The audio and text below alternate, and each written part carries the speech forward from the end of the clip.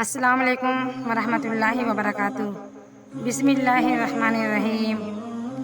حضرت امام احمد بن حنبل رحمۃ اللہ علیہ سے دریافت کیا جاتا ہے کہ ایک شخص تو نفلی روزوں اور نفلی نمازوں میں مشغول ہے اور دوسرا حدیث لکھنے میں مشغول ہے، فرمائیے آپ کے نزدیک کون افضل ہے؟ آپ نے فرمایا حدیث شریف کا لکھنے والا۔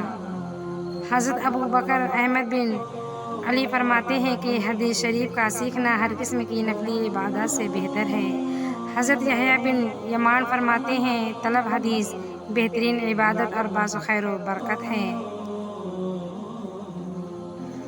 جس طرح اللہ کے کلام سے شفا حاصل ہوتی ہے، اسی طرح رسول اللہ صلی اللہ علیہ وسلم کے کلام سے بھی شفا حاصل ہوتی ہے۔ ختم قرآن مجید اور ختم حدیث رسول اللہ صلی اللہ علیہ وسلم دونوں باعث برکت و موجود سعادت دارین ہیں۔ اس کا بارہا تجربہ ہو چکا ہے۔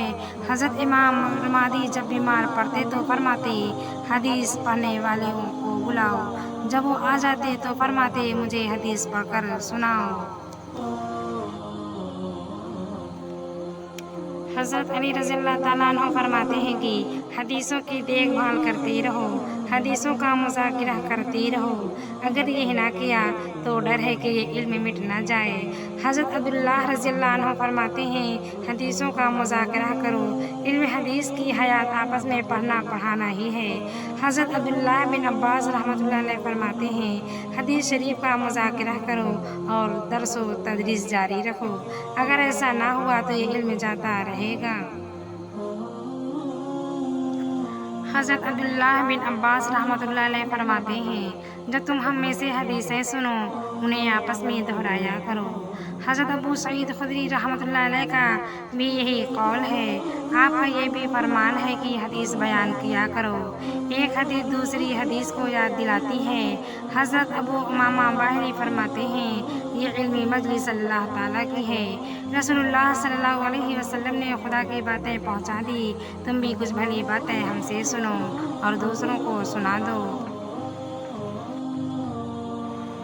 سلیم بن عباس رحمۃ اللہ علیہ فرماتے ہیں کہ ہم ابو امامہ باہلی رحمۃ اللہ علیہ کے پاس بیٹھے تھے، وہ ہمیں بکثرت رسول اللہ صلی اللہ علیہ وسلم کی حدیثیں سنایا کرتے تھے، پھر فارغ ہو کر فرماتے تھے اچھی طرح انہیں سمجھ لو اور پھر جس طرح تم پہنچائے گئے ہو دوسروں کو بھی پہنچا دو۔